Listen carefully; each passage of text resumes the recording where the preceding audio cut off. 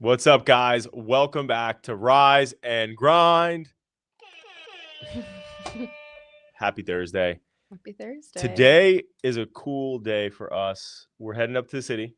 Yes. We got some stuff going on today we're really pumped about. So essentially, I didn't even give you this perspective, actually, because this will be very good for us. So last year, at the end of 2025, one of my friends said, dude, like, why don't you apply and see if Adapting Social would be in Inc. 5,000. So I was like, I don't know what the point of that is and stuff. And then I looked deeper into it. I was like, oh, cool, like the fastest 5,000 growing companies in America. Cool.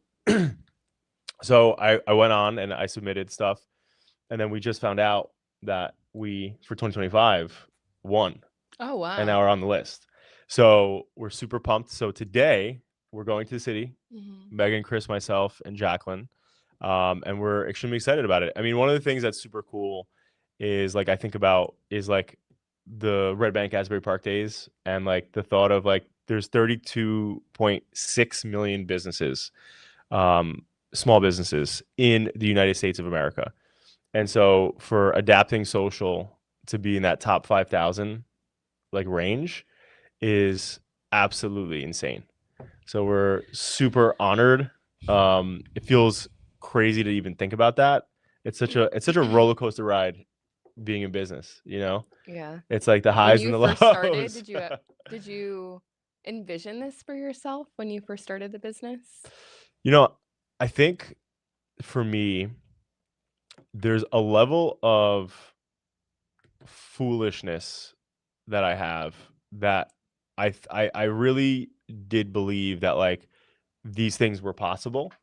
Um, and I wasn't so worried about and never really even thought about like what if they weren't gonna happen. Like I think I was just so focused on like, yeah, like it's gonna happen. Like that I never like and again, maybe it's childish, maybe I was young, but like I just think like that was the benefit that I felt like that I had at that moment was that like I didn't think I wasn't so worried about what could go wrong. Yeah. In my mind, it was always like, if it doesn't work out, like I'm in my parents' basement still anyway. Like, I can always go back to Ruby Tuesdays or Best Buy or lifeguarding. And and so, but I think that was the advantage. And I think the bigger thing though, like we were having a conversation yesterday about another business owner. And, I think the one of the bigger things is like when I think about, you know, the evolution of Adapting Social, right? Because like me doing what I was doing like before, like, Jacqueline came in and she made like payroll legit and like all that stuff legit and benefits and stuff when we didn't have any of that, right? And then obviously like, you came in and Chris came in and you guys really organized the shit out of like the different processes, right? And really made the culture of this place like next level. So it's just so crazy to even think about that, right? Like they're like that number, like 32, if you put 32 million people in like a big area and then you separated 5,000 people out, like it's crazy. Yeah, that's crazy. That's a huge accomplishment. How do you feel? Because you're a big part of this. Amazing. It's not to jump too far from what you were saying, like you never thought it wasn't possible. When you look at the world's greatest athletes, they all go into games knowing they're going to make the shot or the goal and they can literally see themselves doing it. Like there's no world in that it doesn't exist.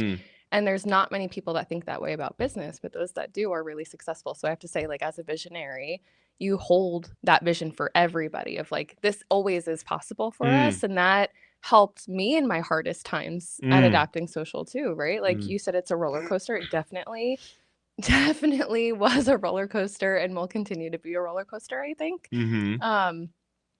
But because you have such strong vision of what could be for Adapting Social, I feel like it's kept everybody really focused and here we are.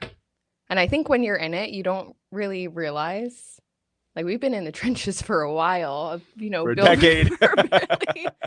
really building and navigating, and we don't really celebrate like things like this. Like when I don't know, like we've been recognized for a number of things over the years, and we've had really big milestones over the years, and we've had to have talks amongst the executive team of like, hey, we need to celebrate these things because we have a tendency to be like, okay, cool, what's next? Get back to work. What's next? Like, all right, cool, now what? Like, what can we do now? So that's, as I'm super excited about this, and it's a huge accomplishment, and I'm also like, cool, now what? Yeah, exactly. Like, But so, and I really appreciate all the encouraging words you shared, but like, how do you feel though, like being like a major contributor to that though? Like, how do you feel like being, so like I had a good conversation actually with the guy that I went to Cape Cod with.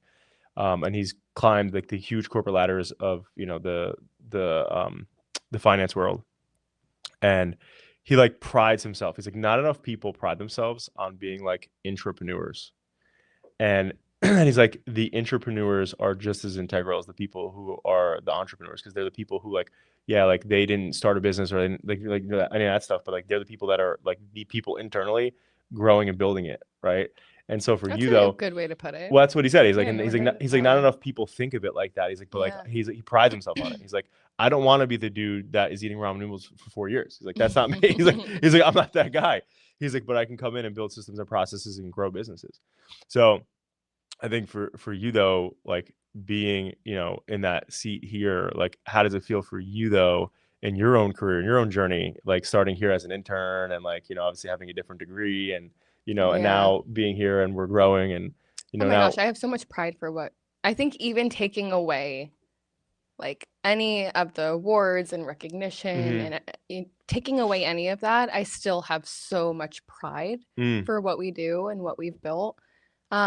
And for me, like looking back at when I first started here to now, it feels like a completely different world. And like, Mm. you know, all of the people that I have had to become, all of the, I think I'm on, we always say like, all right, like Megan V2, V3, Yep. V4, like I don't even know what version we're I at think now. we're on V3 now.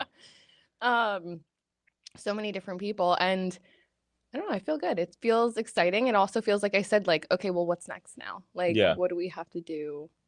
So Like, I have big dreams too for this company, John. So exactly. I know. And but this is the thing. So that's why I'm saying that, because like when I think about it, like one of the things, because like you're very humble and like obviously you're like very focused on the mission, but like I wanted to take a second, you know, obviously Chris is not with us either, and some of the team members that are, you know, a big part of this aren't on this, you know, show as well right now. But I think one of the biggest things for you though is you know, you should be proud of your resiliency through everything, right? Because I think at the end of the day, it's really difficult, right? Like now being a parent, right? Like in the beginning, right? It's like what being a parent and like seeing a baby crying all the time, like not sleeping and all that shit like that. Like, you know, it's a lot of work. It's frustrating. It's whatever.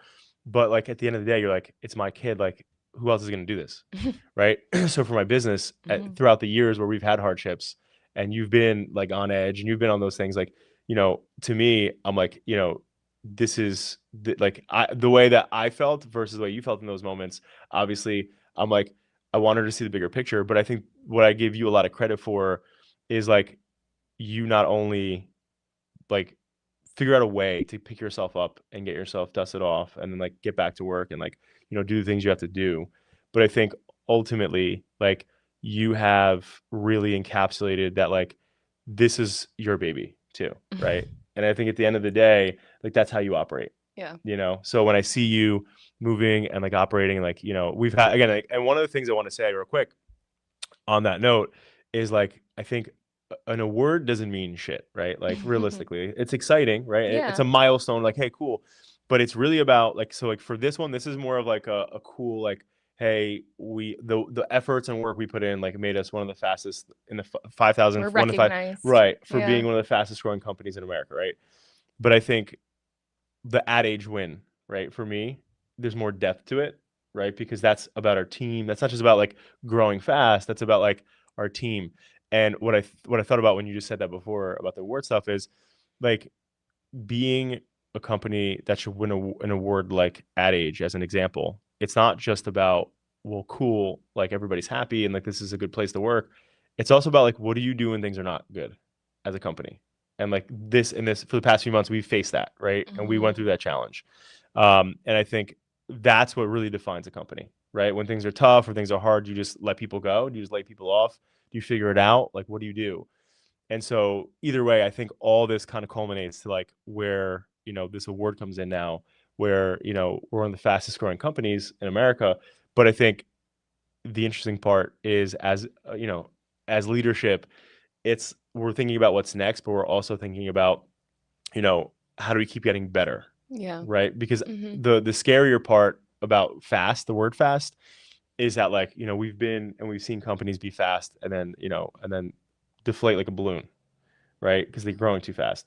And I think for us, obviously, because we've been scaling for a long time, Mm-hmm. right? It's like we've never really had like, wow, we're just chilling for a few years.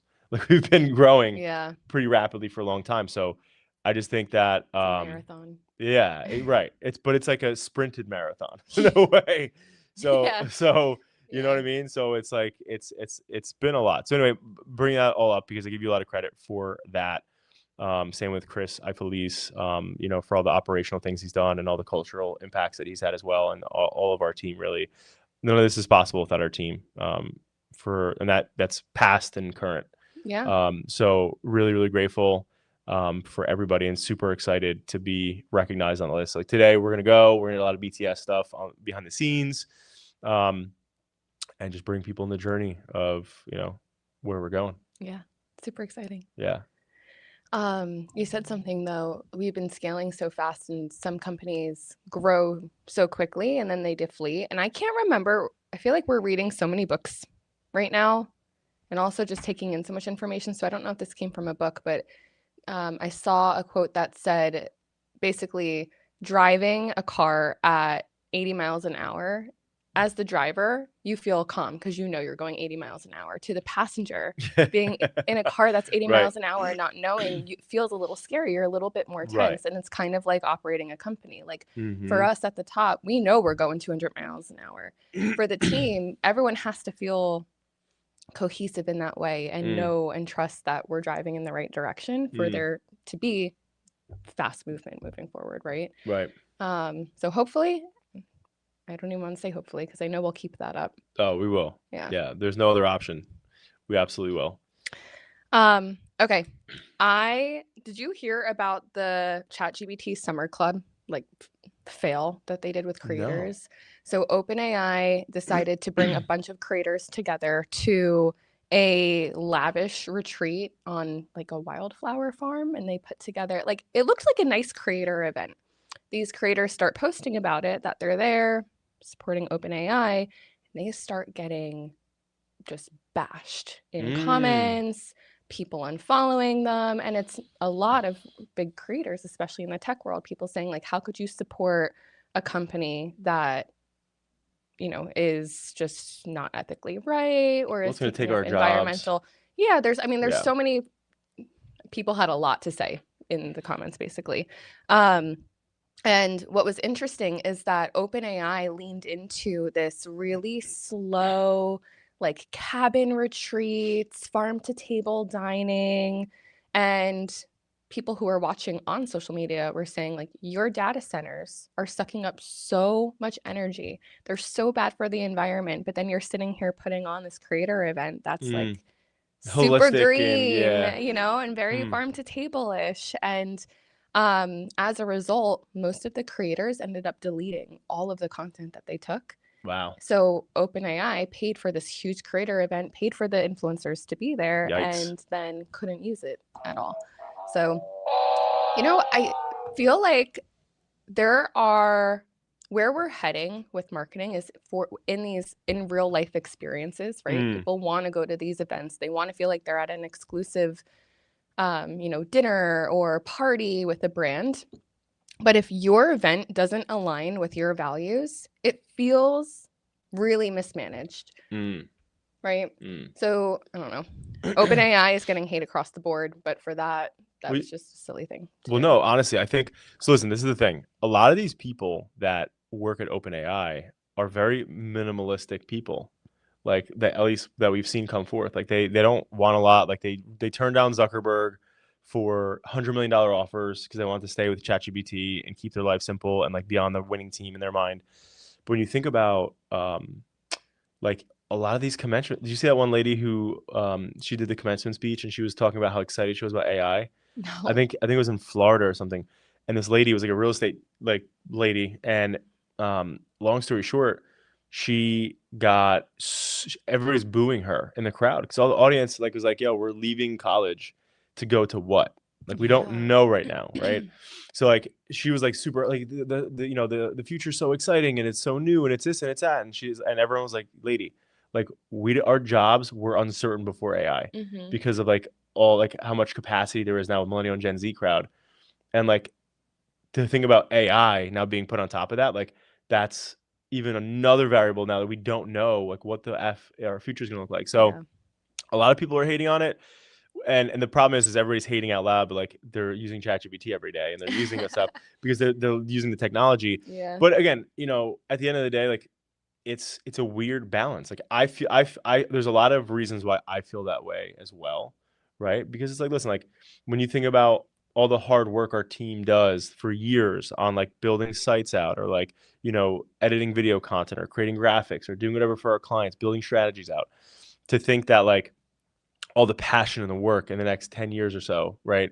Like it could potentially all be automated and now there's going to be no people that have to do that work, right? And the thing is this, like Tony Robbins said it really well. He's like, the issue with the future and like this dystopian future that Elon Musk keeps talking about where there's no money and there's no like work and everyone's just like, you know, it's like he goes that Tony Robbins like the biggest issue with that is like people, a lot of the world places their identity and like their passion and their life's passion into work, right? Like if you're just sitting around farting around all day, like what do? Like, you know, there's no passion. Like, what do you like? You can only do gardening for so long, or you can only like be hanging out with your family for so long. Like, you know, part of what we do as humans, like before, when that was a thing, before like the men had to go hunter gather, right, and the women took care of the house, and like you know there was that world to make sure it's like a nurture and a hunter, and now there's no hunter because food is accessible, and you know what I mean, like, and so it's a very weird thought of the future, but like I get it, like, but that's where their heads are at, like these younger kids. So you know, I was just talking about this with a client of ours yesterday who told me a wild stat that I actually have as a topic. She said a nuclear reactor provides 1 gigawatt of continuous power. Okay, so just think about that. A nuclear reactor. Yeah.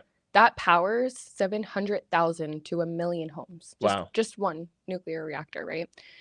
Some of the data centers that are going up are consuming 20 gigawatts. Wow.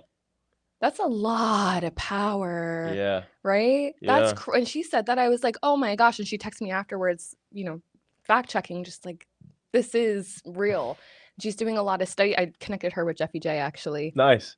And like, you two need to talk to each other about the future of AI because good connect. You're both, you know, yeah, but it's crazy how much power that is. That's yeah. Well, what's the like you see people that live next to those things, like you see like cancer things or like weird like diseases or illnesses that come up. We've talked about the sound that comes off of right, it. Like sounds. that's like, yeah.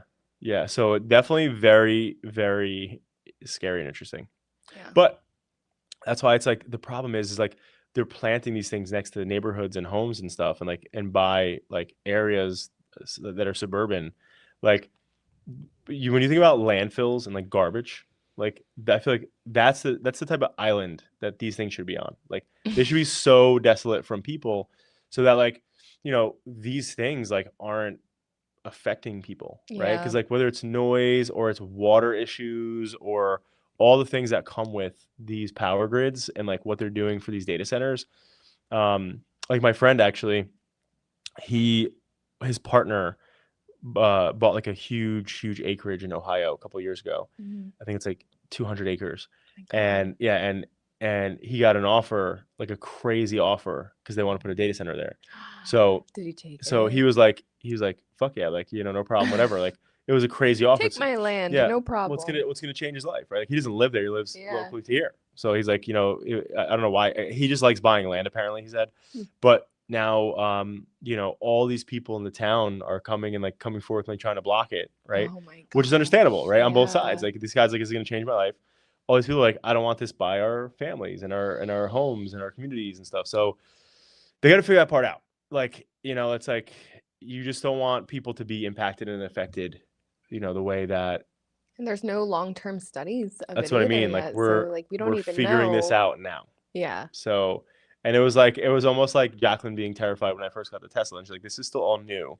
Like you're in the car. Like what if you're just driving, the thing just makes a right, and like and just goes off into a car or something." But I said Elon wouldn't do that to me. Elon wouldn't do that to me. But and he didn't, by the way. So, but the point is like it's very trusting, not knowing the long-term psychological effects. There's also, I don't know if either of you heard about this, but like not knowing just the damages that can be done to us that's in our water or whatever else in these data centers. But there's also, did you hear that the FBI uncovered that and I forget what country it was. I don't know which country, so I'm not going to make it up.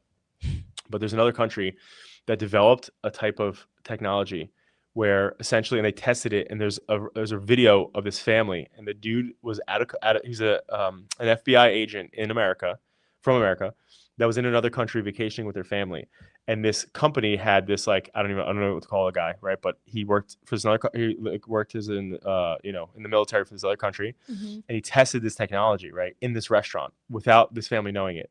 But so essentially, you point a like let's just call it like a sonar looking gun. I feel like I heard about this. And it essentially jumbles their brains. So like they're sitting there just eating dinner, and out of nowhere, you just see them all looking like a movie, like they're like this, like they're like their head, like they're like what the like freaking out, like out of nowhere, like instantaneously.